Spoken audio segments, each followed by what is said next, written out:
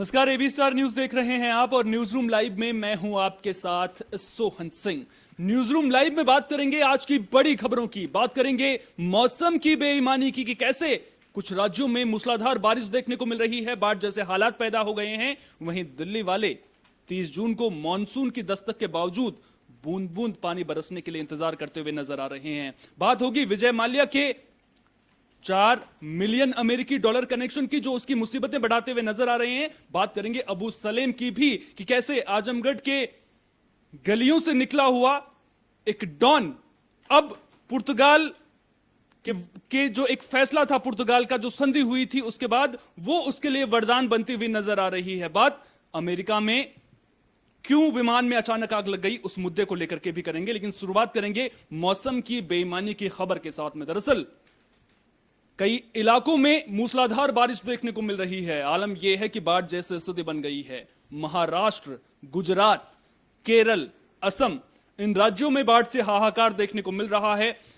गुजरात की बात करें, बात महाराष्ट्र की करें तो जो तस्वीरें सामने आ रही हैं वो तस्वीरें हैरान करने वाली हैं, परेशान करने वाली हैं। और ये तस्वीरें किस तरह से बाढ़ का मंजर देखने को मिल रहा है, किस तरह से लोग परेशान हैं, उसकी वानगी खुद ब खुद पेश करती हुई नजर आ रही हैं। आखिर हालात कब सामान्य होंगे, इसको लेकर लोग दुआएं कर रहे हैं कि आखिर कब ये आसमानी आफत टलेगी। लेकिन दूसरी तरफ दिल्ली एनसीआर की बात करें तो दिल्ली एनसीआर में 30 जून को मौसम ने माफ कीजिएगा मानसून ने दस्तक दे दी थी, लेकिन इसके बावजूद बारिश के लिए दिल्ली एनसीआर वाले तरस रहे हैं। आखिर मौसम की ये बेईमानी दिल्ली एनसीआर वालों के साथ में क्यों देखने को मिल रही है, ये बड़ी खबर सामने है। इस पर विस्तार के साथ चर्चा करेंगे और आखिर ऐसा हो क्यों रहा है, दिल्ली एनसीआर में बादल क्यों नहीं बरस रहे हैं, इस पर भी विस्तार से चर्चा करनी बेहद जरूरी है। दरअसल सबसे पहले आपकी जानकारी के लिए मैं बता दूं कि मौसम विभाग ने दिल्ली में बारिश को लेकर के एक के बाद एक कई भविष्यवाणियां की थी, लेकिन जो वो भविष्यवाणियां थी वो सटीक साबित नहीं हुई हैं। जो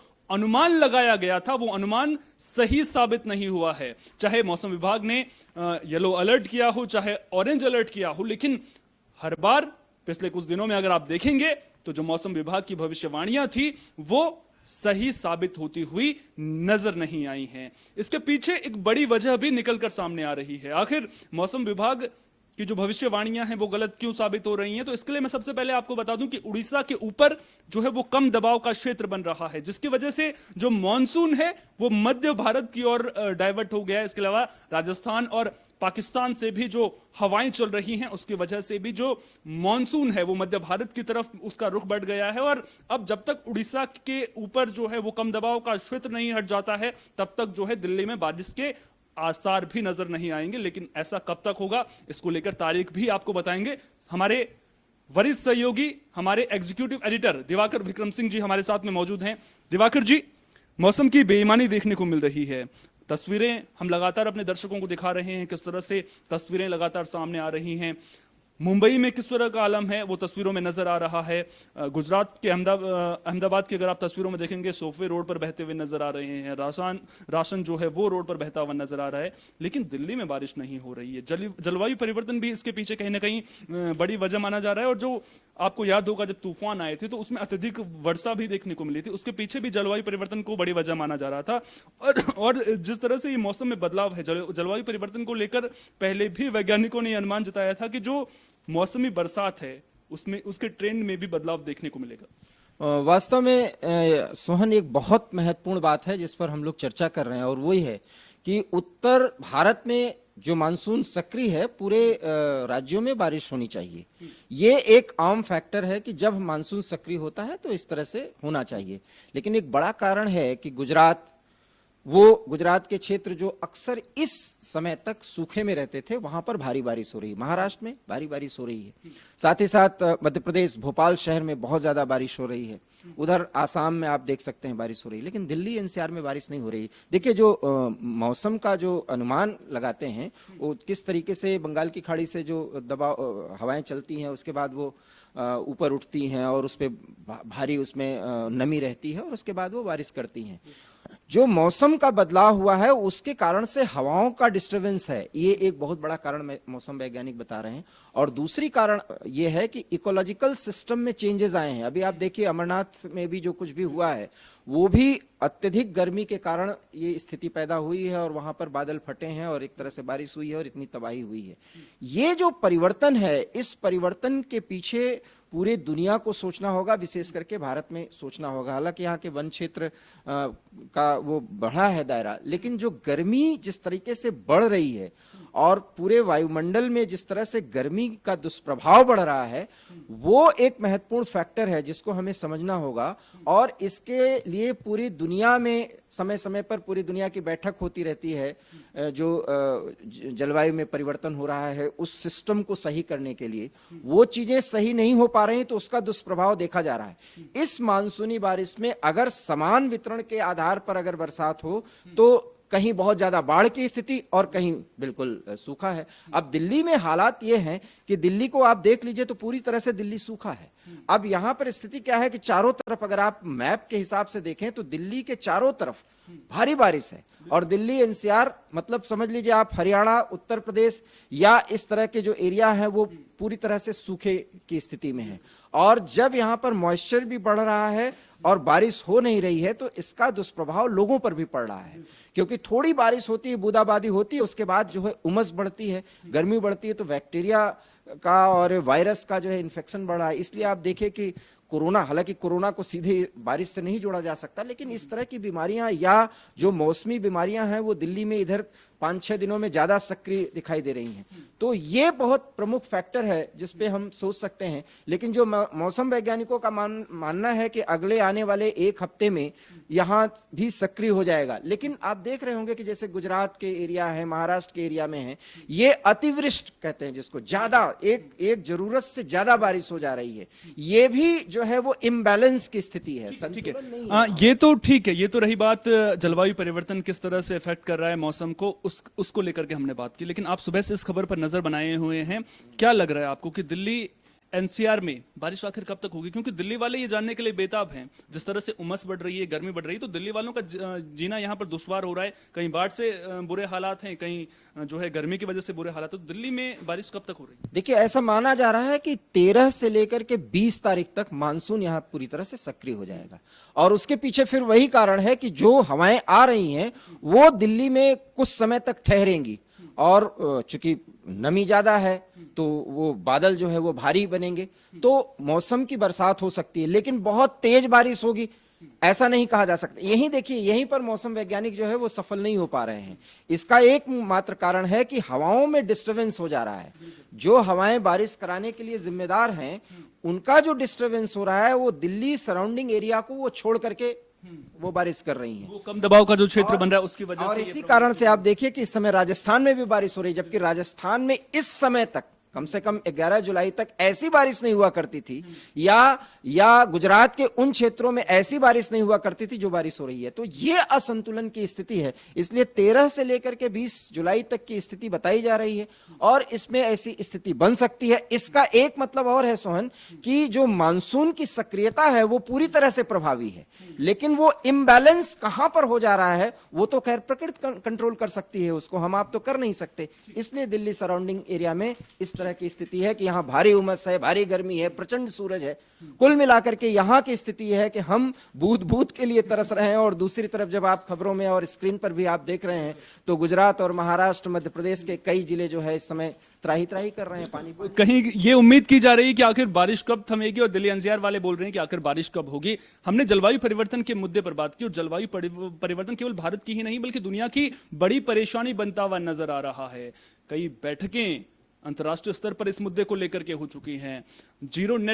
नेट जीरो का जो लक्ष्य है वो कैसे हासिल होगा, इसको लेकर के भी चर्चाएं होती हैं। बड़े बड़े फैसले लिए जाते हैं, मीटिंगें जब होती हैं तो बड़े बड़े वादे किए जाते हैं। अमीर देश बड़े बड़े वादे छोटे देशों से आर्थिक सहायता को लेकर के भी करते हैं। कौन कौन से रास्ते अपनाए जा सकते हैं इसको लेकर के भी चर्चा होती है, लेकिन नतीजा वही ढाक के 3 पात निकलता है, तो फिर मायूसी कहीं ना कहीं जरूर होती है। जब बात जलवायु परिवर्तन की होती है तो आखिर इसके दुष्प्रभावों से कैसे बचा जा सकता है, इस मुद्दे पर बात करना भी बेहद जरूरी है। हमारी सहयोगी सपना वर्मा भी हमारे साथ में मौजूद हैं। सपना, जब बात जलवायु परिवर्तन की होती है तो फिर कहीं ना कहीं दिमाग में ये आता है कि अंतर्राष्ट्रीय स्तर पर इसको लेकर के क्या पहल की जा रही है, अंतर्राष्ट्रीय बिरादरी इसको लेकर के क्या सोचती है, किस तरह से कदम उठाने हैं। लेकिन जब एक इंसान की बात आती है, एक नॉर्मल इंसान जैसे हम हो गए, आप हो गए, हम लोग क्या कर सकते हैं, किस तरह से प्रकृति को संरक्षित करने के लिए ताकि इस तरह के हालात पैदा ना हो, क्या कर सकते हैं इसको लेकर के, चाहे बात वृक्षारोपण की हो, प्लास्टिक को लेकर की हो।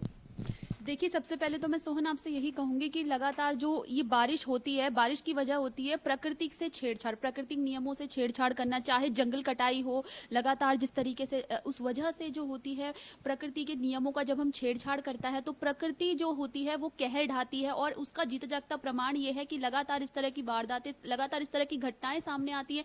जब देखा गया एक तरफ जहां पर बादल फटने से कुछ लोगों की मौत हो गई है, अमरनाथ का ही आप बात हालिया आप जो अभी जो घटना हुई है वही देख लीजिए। उसके बाद जो लगातार चीजें सामने आ रही हैं कि आखिर जो ये इस तरीके के, जैसे मान लीजिए गर्मी है, लगातार मौसम में वेदर में चेंजेस देखा गया है, वेदर लगातार बदल रहा है, मौसम कभी मौसम शुष्क हो रहा है, कभी मौसम ठंडा हो रहा है, और इस वजह से लोगों को कई तरह की दिक्कतें भी हो रही हैं, जैसे किसी को पेट दर्द, किसी को सर दर्द, तो इस तरीके की दिक्कतें हो रही है लगातार। और साथ ही साथ मौसम के बदलने से बीमारियां भी सक्रिय हो रही है, जैसे कि एक तरफ जैसे मौसम बढ़ने से कोरोना में बढ़ोतरी देखी गई है कभी, और कभी कभार ऐसा देखा गया कि कोरोना के मामले धीरे धीरे घटते हुए नजर आए। तो किस तरीके से जो लगातार है प्रकृति के नियमों से जब छेड़छाड़ होती है, जब वृक्षारोपण की जगह पे पेड़ों की कटाइयाँ होती है या प्लास्टिक का ज़्यादा इस्तेमाल होता है, तो ऐसे में प्रकृति कहते हैं कि अपना बदला लेती है। और उसी का नतीजा ये है कि आज हमें ऐसी तबाही देखने को मिल रही है। लगातार जो है बिन मौसम की बरसात भी अक्सर देखने को मिलती है,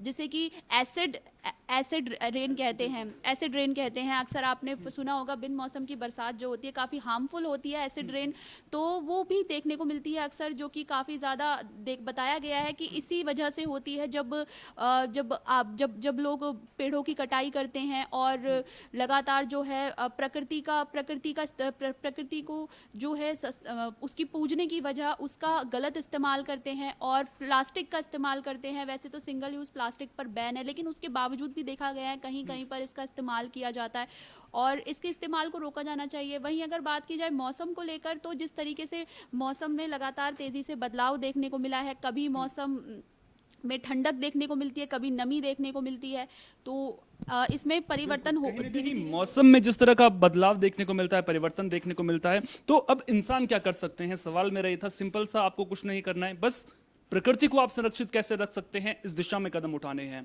सरकार भी इस दिशा में काम कर रही है, अंतर्राष्ट्रीय बिरादरी भी इस दिशा में काम कर रही है, लेकिन आप अपनी तरफ से प्रकृति को कैसे संरक्षित रख सकते हैं, इस दिशा में आपके लिए कदम उठाना बेहद जरूरी है। चाहे बात वृक्षारोपण की है, अब कहने को वृक्षारोपण के नाम पर बड़े बड़े अभियान चलाए जाते हैं, करोड़ों की संख्या में पेड़ भी लगाए जा रहे हैं, लेकिन क्या वो पेड़ बड़े हो पा रहे हैं? उनका संवर्धन और संरक्षण वो भी बेहद ज़रूरी है। सिंगल प्लास्टिक पर सरकार ने बैन लगा दिया है, लेकिन इसके बावजूद हम क्या देखते हैं? हम देखते हैं कि बाजारों में अभी भी सिंगल यूज़ प्लास्टिक मिल रहा है। कार्रवाई की बात कही जा रही है, लेकिन जब तक कार्रवाई नहीं होगी, धरातल पर फैसलों का असर देखने को नहीं मिलेगा, तब तक कहीं ना कहीं प्रकृति के साथ इंसान इसी तरह से छेड़छाड़ करता रहेगा।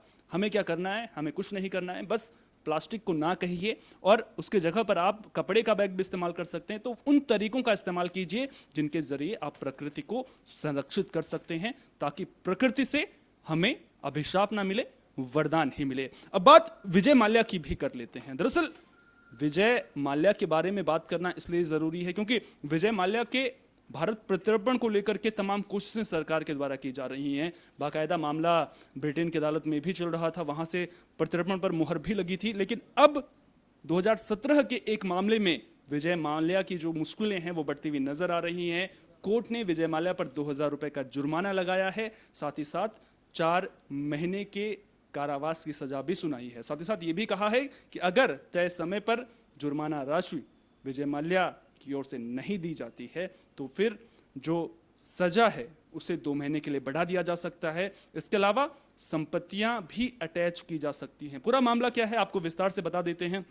दरअसल हुआ क्या था, जब विजय माल्या को लेकर के सुनवाई चल रही थी सुप्रीम कोर्ट में, तो सुप्रीम कोर्ट की ओर से क्या होता है कि कहा जाता है कि आपको अदालत में पेश होना है, लेकिन विजय माल्या अदालत में पेश नहीं हो रहे थे। और अदालत की अवमानना से जुड़ा एक मामला ये भी है कि विजय माल्या ने अपने परिवार के लिए करीब 8 मिलियन डॉलर, जो अमेरिकी डॉलर होते हैं, वो राशि भेजी थी। जबकि अगर ऐसा कोई भी ट्रांजैक्शन करते हैं तो उसके लिए अदालत की जानकारी में ये बात होनी चाहिए थी। अब एसबीआई से जुड़े फर्मों ने इस मामले को लेकर के शिकायत की थी।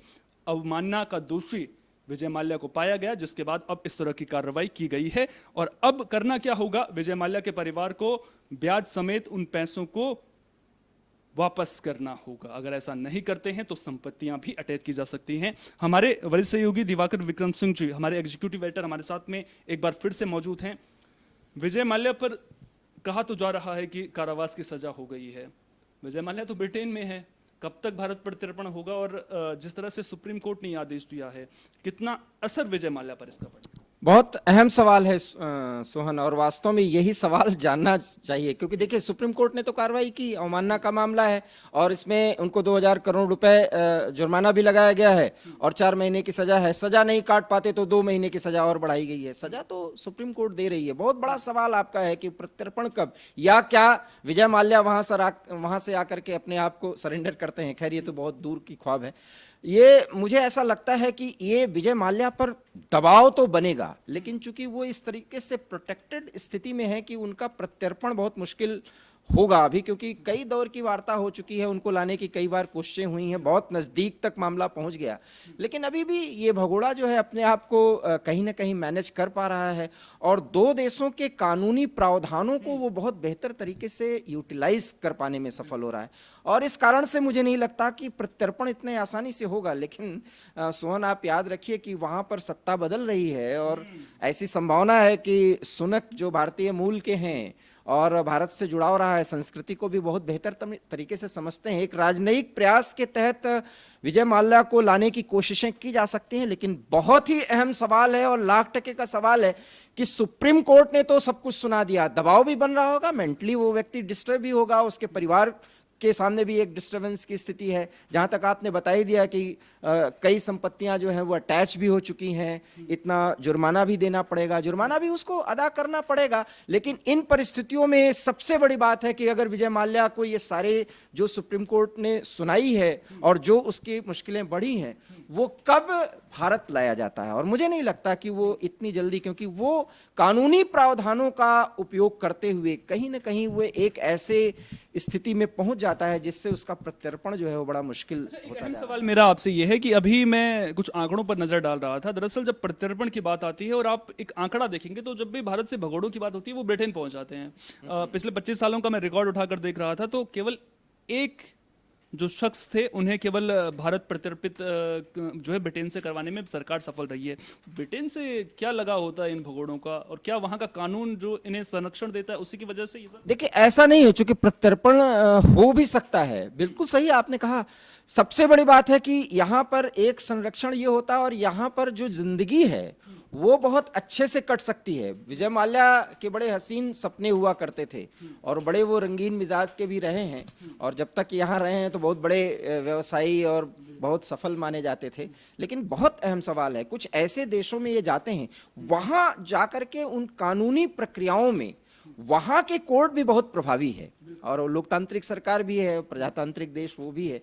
तो मैंने वही बात आपसे पहले कही कि 2 देशों के कानूनी जो प्रावधान है उन प्रक्रियाओं को उसके वकील बहुत अच्छे से मैनेज कर पा रहे हैं। इसलिए ब्रिटेन, अमेरिका या यूरोप के कुछ ऐसे देश जो बहुत आधुनिक हैं और बहुत ही ज्यादा वो वर्चस्व वाले हैं, आप कह सकते हैं आर्थिक रूप से भी समृद्ध हैं, वहां जीवन जीना बड़ा आसान हो सकता है। कि सपने ही होते हैं सोहन कि हम आप कनाडा चले जाएं, अमेरिका चले जाएं, वहां बस जाएं, एनआरआई बन जाएं। खैर वो क्या बने हैं, वो तो भगोड़ा है, कहे तो वो भगोड़ा ही जाएंगे। ये स्थितियां हैं, इसलिए ब्रिटेन जैसे देशों का ये लोग शरण यहाँ आप लेते हैं और वहां के कानूनी प्रावधानों का बेहतर इस्तेमाल करते हैं और वो अच्छे अच्छे बैरिस्टर भी उनके साथ जुड़े हुए हैं, तो उन चीजों को मैनेज करते हैं। तो किंगफिशर जो विजय माल्या की कंपनी थी, आपको याद होगा कि किस तरह से ये कंपनी तो अब बंद हो चुकी है, 9000 करोड़ का गबन किया था, घोटाला किया था, जिसके बाद उस मामले में ये अभी तक फरार चल रहे हैं। बात सुप्रीम कोर्ट के एक और फैसले को लेकर के भी कर लेते हैं जो अबू सलेम से जुड़ा हुआ है। 1993 सीरियल बम ब्लास्ट जो मुंबई में हुए थे, उनके जख्मों को कोई कैसे भूल सकता है। उसके बाद अबू सलेम को लेकर के आज सुप्रीम कोर्ट ने जो कुछ भी कहा वो अबू सलेम के लिए किसी वरदान से कम नहीं है, और कैसे पुर्तगाल की एक संधि अबू सलेम के लिए वरदान बन गई। इस रिपोर्ट के जरिए हम आपको इस खबर में आपको बताएंगे कि कैसे अबू सलेम अब 2030 में जेल से रिहा हो सकता है। दरअसल हुआ क्या था कि जब अबू सलेम आजमगढ़ की गलियों से बाहर निकला था, वो दिल्ली पहुंचा था और दिल्ली के बाद वो मुंबई तक पहुंचा था। इसने ऑटो चलाया, टैक्सी चलाई, ब्रेड बेचे, कपड़े बेचे और उसके बाद डीलरों के जरिए ये दाऊद इब्राहिम के संपर्क में आया था और उसके बाद इसके जो आतंक के साथ में इसके तार जुड़े थे और उसके बाद 1993 बम ब्लास्ट, जो सीरियल बम ब्लास्ट हुए थे, उसकी घटना हुई थी, जिसके बाद अबू सलेम की गिरफ्तारी को लेकर के सुरक्षा एजेंसियां लगातार छापेमारी कर रही थी और ये दुबई और कई देशों से होते हुए पुर्तगाल पहुंच गया था। होता क्या है कि पुर्तगाल में अबू सलेम को गिरफ्तार किया जाता है मोनिका बेदी के साथ में। मोनिका बेदी उस वक्त अबू सलेम की गर्लफ्रेंड हुआ करती थी और इसके पास वहां के लिए पासपोर्ट नहीं होता है। अवैध तरीके से पुर्तगाल पहुंचने के चक्कर में इसे गिरफ्तार किया जाता है और 2002 में इसकी गिरफ्तारी होती है।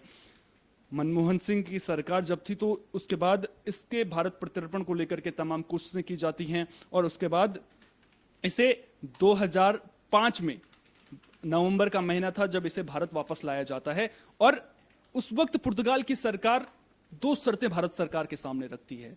पहली शर्त ये कि इसे मृत्युदंड नहीं दिया जा सकता है, दूसरी शर्त ये कि 25 साल से ज्यादा की सजा नहीं हो सकती है, यानी कि 25 साल के बाद अब सरकार को इसे छोड़ना पड़ेगा, जेल से रिहा करना पड़ेगा उन शर्तों के मुताबिक। अब पुर्तगाल से संधि हुई है तो ऐसे में उन शर्तों को मानना केंद्र सरकार के लिए जरूरी हो जाता है। हालांकि सुप्रीम कोर्ट पर वो शर्तें लागू नहीं होती, लेकिन सुप्रीम कोर्ट ने जब आज आदेश दिया, अपना फैसला सुनाया, तो उन्होंने साफ तौर पर कहा कि 2030 में अबू सलेम को रिहा करना ही पड़ेगा। अब इसके पीछे की वजह क्या थी, आखिर ये मामला सुप्रीम कोर्ट तक कैसे पहुंचा? दरअसल अबू सलेम ये चाहता था कि 2002 में उसे पुर्तगाल में पकड़ा गया है तो 2027 में उसकी रिहाई हो जाए, लेकिन भारतीय कानून के मुताबिक, भारतीय दंड संहिता के मुताबिक वो 2002 से 2005 जब तक कि पुर्तगाल में ये हिरासत में था तो वो नहीं गिना जाएगा, यानी कि 2005 से जो इसकी सजा है उसकी शुरुआत होगी। यही वजह है कि 2030 से पहले इसको रिहा नहीं किया जा सकता, लेकिन 2030 के बाद उन शर्तों के मुताबिक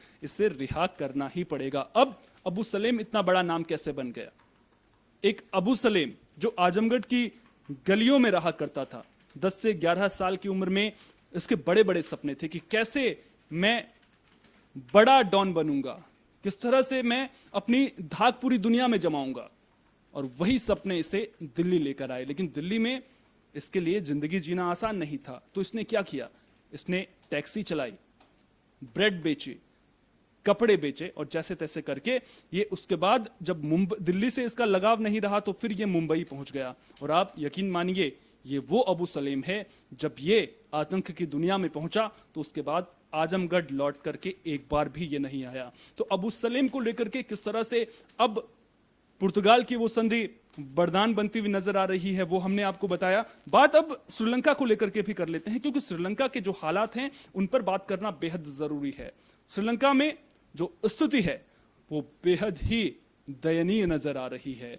आलम यह है कि जो प्रदर्शनकारी हैं वो सरकार चलाते हुए नजर आ रहे हैं। मैं ऐसा क्यों कह रहा हूं? इसलिए क्योंकि राष्ट्रपति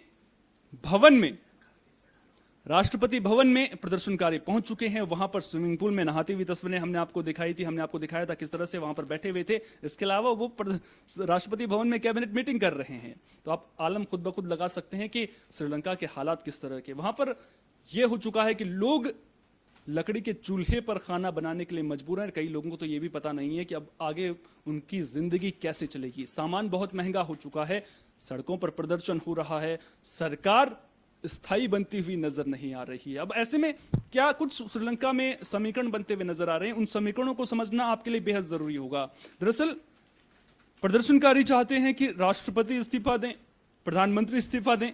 अब प्रधानमंत्री चाहते हैं कि जब तक राष्ट्रपति इस्तीफा ना दें वो तब तक उस पद पर बने रहें, ताकि हालांकि उन्होंने इस्तीफे की घोषणा की है, लेकिन अब जब राष्ट्रपति इस्तीफा देंगे तो वो कार्यवाहक जो राष्ट्रपति हैं वो बन जाएं। लेकिन फिलहाल इसके आसार नजर नहीं आ रहे हैं। 2 दशक से भी ज्यादा वक्त तक राजपक्षे परिवार का शासन श्रीलंका में रहा था, अब वो नैया डूबती हुई नजर आ रही है। अब ऐसे में विकल्प एक बचता है कि सर्वदलीय सरकार वहां पर बनेगी, जिसको लेकर के हम लगातार चर्चा करते हुए भी नजर आ रहे हैं सूत्रों के हवाले से। और कुछ खबरें ऐसी भी सामने आ रही हैं कि राष्ट्रपति इस्तीफा दे चुके हैं, लेकिन उस बीच जब राष्ट्रपति एक फैसला करते हैं कि जो रसोई गैस वितरण है वो किया जाए, क्योंकि उसको लेकर के सामान्य स्थिति में उसका वितरण हो, रसोई गैस का वितरण हो, इसको लेकर के फैसला देते हैं, तो कहीं ना कहीं वो एक संदेश भी देने की कोशिश भी कर रहे हैं। भले ही शनिवार से गायब हैं, लेकिन सरकार चला रहे हैं, ये संदेश देने की कोशिश भी लगातार राष्ट्रपति गोटाबाया राजपक्षे की ओर से वहां पर की जा रही है। लेकिन श्रीलंका में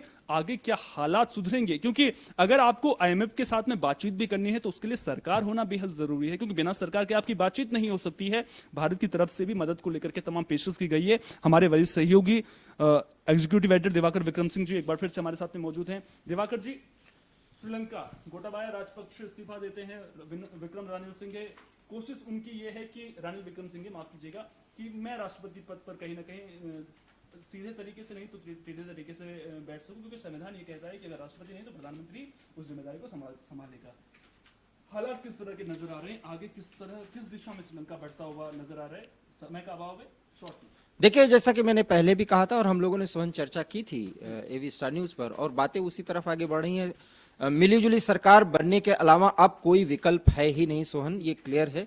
और इसके पहले कि ये दोनों अपने वजूद को, अपने जो स्थिति है उसको बनाए रखें और मिलीजुली सरकार वहां पर बने, ये पहली बात है। मिलीजुली सरकार के बगैर कुछ हो नहीं सकता है। और जहां तक राजपक्षे का सवाल है या रानिल विक्रमसिंघे का सवाल है, इन दोनों को व्यक्तिगत तौर पर अपनी ताकत या अपने पूरे शक्ति को दिखाने की अब जरूरत रह नहीं गई है। और ये तभी होगा और पब्लिक जो है अपने घरों को तभी वापस लौटेगी जब एक मिलीजुली सरकार बनेगी।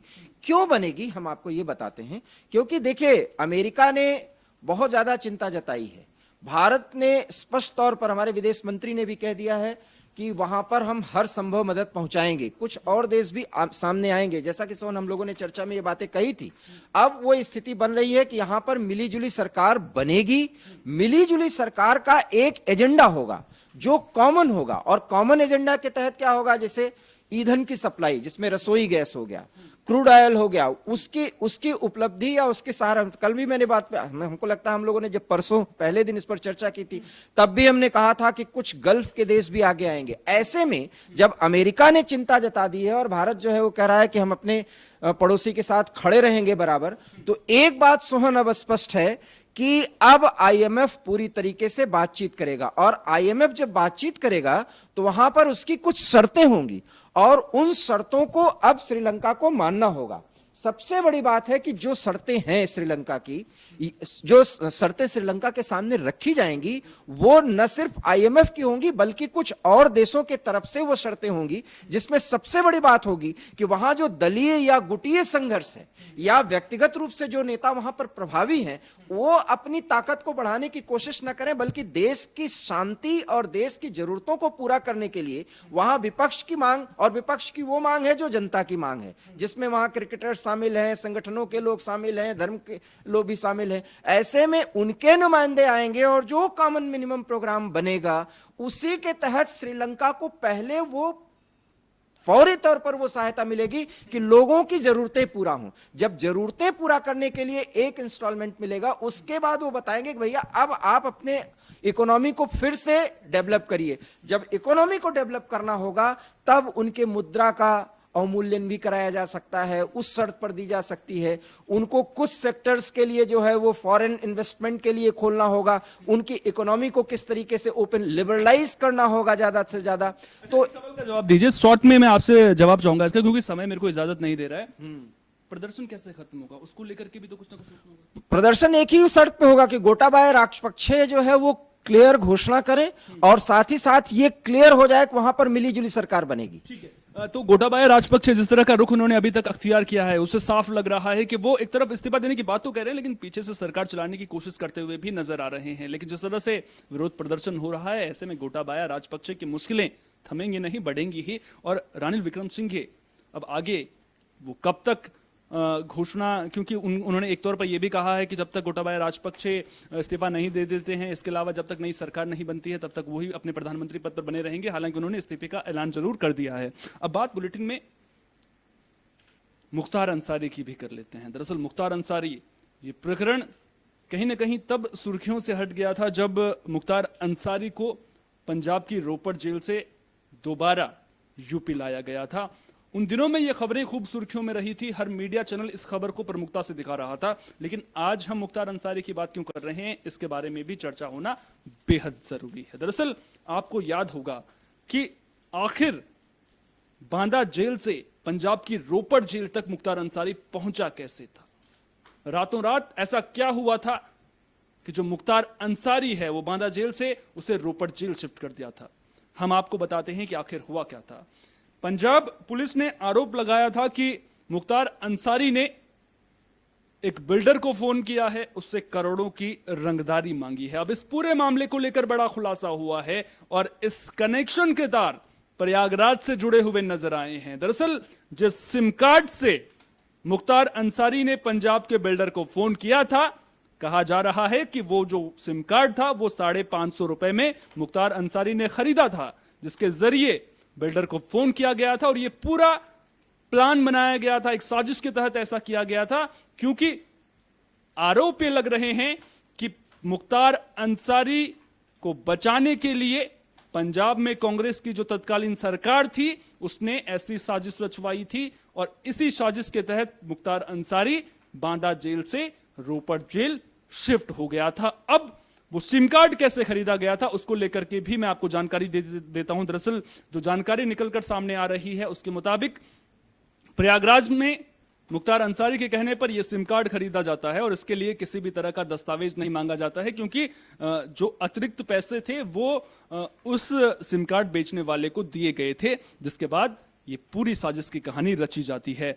कहा यह भी जाता था, आरोप ये भी लगते हैं कि जब पंजाब कांग्रेस की सरकार के समय में रोपड़ जेल में मुख्तार अंसारी बंद था तो वो जेल उसके लिए किसी ऐशगाह से कम नहीं थी। वहां पर वो जो चाहे वो कर सकता था, उसे वहां पर 5 स्टार होटल जैसी सुविधाएं मिलती थी। और अब जब पंजाब के मौजूदा जेल मंत्री ने इस तरह की बातें कही हैं तो ऐसे में पंजाब कांग्रेस की मुश्किलें बढ़ती हुई नजर आ रही हैं। जो तत्कालीन सरकार थी उसके जवाबदेही, उसके द्वारा इस पर बयान देना बेहद जरूरी है, क्योंकि सफाई इस मामले पर जरूर चाहिए होगी पंजाब कांग्रेस की ओर से। अब ऐसे में किस तरह से ये पूरा घटनाक्रम हुआ, हमारी सहयोगी सपना वर्मा हमारे साथ में यहां पर मौजूद हैं। सपना, मुख्तार अंसारी बड़ा नाम और जब पंजाब से यूपी लाने को लेकर ही तमाम तरह की जद्दोजहद देखने को मिली थी, लेकिन अब जिस तरह से नए खुलासे हो रहे हैं वो सियासी भूचाल तो ला ही रहे हैं, लेकिन कहीं ना कहीं एक तरह से दिखा रहे हैं कि सरकारों पर किस तरह से माफिया का वर्चस्व रहता है। हाँ देखिए सोहन, मैं आपसे बस इतना ही कहूंगी कि जिस तरीके से मुख्तार अंसारी का मामला सामने आता है तो उसमें साफ तौर पे कई चीजें खुल के ये आती हैं कि आखिर कौन वो शख्स है जो जेल के अंदर से एक बैठे डॉन की इतनी मदद कर रहा है कि ना सिर्फ उन्होंने सिम कार्ड बिना डॉक्यूमेंट के ऑपरेट किया, क्योंकि अगर आप कोई भी सिम कार्ड खरीदते हैं तो ऑब्वियसली आपको डॉक्यूमेंट्स की जरूरत पड़ती है, आपको आधार कार्ड की जरूरत पड़ती है, आपको अपने कोई ना कोई आइडेंटिटी प्रूफ की जरूरत पड़ती है। तो कैसे सेल्समैन को इतना लालच आ गया, कौन इसके पीछे मिला हुआ है, ये जानना बेहद जरूरी है। उसके बाद बात की जाए STF को लेकर भी खुलासा हुआ है कि उन्होंने भी इस मामले को लेकर जांच शुरू की और किस तरीके से नए नए खुलासे सामने आए कि 10 करोड़ रुपए की रंगदारी जेल से बैठे ही एक पंजाब के बिल्डर से मांगी गई। तो किस तरीके से जो है एक माफिया जो जेल के अंदर बैठे ही अपराध को अंजाम दे रहा है, इसके साथ कौन कौन मिला हुआ है ये जानना बेहद जरूरी है, क्योंकि जो बड़े बड़े सूत्र होते हैं उनके लिए उन बड़ी मछलियों तक पहुंचने से पहले छोटी मछलियों तक पहुंचना जरूरी है। तो किस तरीके से ये जो है जो कौन इसका सूत्रधार है ये जानना बेहद जरूरी है। सूत्रधार कौन है, अब जब पूरे मामले की जांच होगी तो इसके पीछे कौन कौन से लोग शामिल हैं उनके राज से भी पर्दा उठेगा, और कौन कौन से वो लोग थे जिन्होंने मुख्तार अंसारी की मदद की थी कोई भी नहीं बचेगा, क्योंकि यूपी में योगी सरकार है और योगी सरकार का साफ संदेश है कि यूपी में गुंडागर्दी बिल्कुल भी बर्दाश्त नहीं की जाएगी। बात अब गोवा की भी कर लेते हैं, क्योंकि गोवा में जो कुछ हो रहा है, महाराष्ट्र में आपको याद होगा किस तरह से राजनीतिक संकट देखने को मिला था, गोवा से भी कुछ उसी तरह की खबरें आ रही हैं, या फिर यूं कहें कि कांग्रेस ने जो आरोप लगाए हैं वो आरोप बहुत बड़े हैं। गोवा कांग्रेस का कहना है कि बीजेपी उसके विधायकों को खरीदने की कोशिश कर रही है, करोड़ों रुपए का लालच भी दिया जा रहा है, करीब 4 से 5 विधायकों का संपर्क हमसे टूट गया है। अब इस पर जो ताजा अपडेट है सबसे पहले मैं वो आपको बता देता हूं। गोवा के मुख्यमंत्री प्रमोद सावंत का साफ तौर पर बयान आया है। उन्होंने कहा है कि कांग्रेस पार्टी नाटक कर रही है, ऐसा कुछ हमें करने की जरूरत नहीं है क्योंकि हमारी यहां पर सरकार है। 20 हमारे अपने विधायक हैं, इसके अलावा 5 अन्य का समर्थन भी हमें मिला हुआ है। गोवा के सियासी समीकरणों पर नजर डालना भी बेहद जरूरी है। आपको बता दें कि गोवा विधानसभा में 40 सीटें हैं और बहुमत के लिए 21 सीटें होना बेहद जरूरी है और बीजेपी के पास अभी बहुमत वहां पर है, 20 अपने विधायक हैं, उसके अलावा 5 अन्य का समर्थन भी मिला हुआ है। तो अब बीजेपी को इस तरह का ड्रामा करने की जरूरत नहीं है, ये प्रमोद सावंत कह रहे हैं। लेकिन आखिर ये पूरा घटनाक्रम शुरू कहां से हुआ था, इस बारे में भी बात होनी बेहद जरूरी है। अब होता क्या है, रविवार को कांग्रेस के करीब 5 से 7 विधायक जो हैं वो बीजेपी नेताओं के साथ में बैठक करते हैं। जब कांग्रेस नेताओं से सवाल पूछा जाता है कि आखिर ये मुलाकात क्यों हुई थी, तो वो इसे शिष्टाचार मुलाकात बताते हुए नजर आते हैं। अब कांग्रेस को लग रहा है कि बीजेपी उसके विधायकों को तोड़ने की कोशिश कर रही है। सबसे पहले क्या कुछ सियासत में गोवा की हो रहा है, उसको लेकर कुछ बाइटें भी सामने आई हैं। प्रमोद सावंत का बयान भी सामने आया है, चलिए वो आपको सुना देते हैं।